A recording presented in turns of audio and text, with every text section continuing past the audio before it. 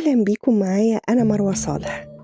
تعالوا نتعرف النهاردة على السفينة لوجوس هوب.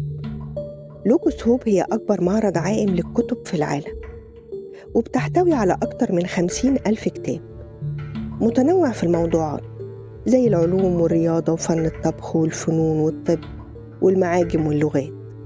طول السفينة 132 متر.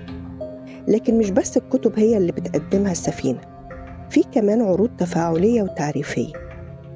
السفينة لوجوس هوب واحدة من أسطول سفن بتديره منظمة GPA الخيرية والمسجلة في ألمانيا، واللي استضافت على متن سفنها 42 مليون زائر في حوالي 150 دولة وإقليم. الجميل إن السفينة دي حالياً في ميناء بورسعيد، وعلى متنها 350 سائح و400 متطوع من أكتر من 60 جنسية. فرصة جميلة جداً لمحب القراءة، واللي أنا منهم. كنت معكم أنا مروة صالح.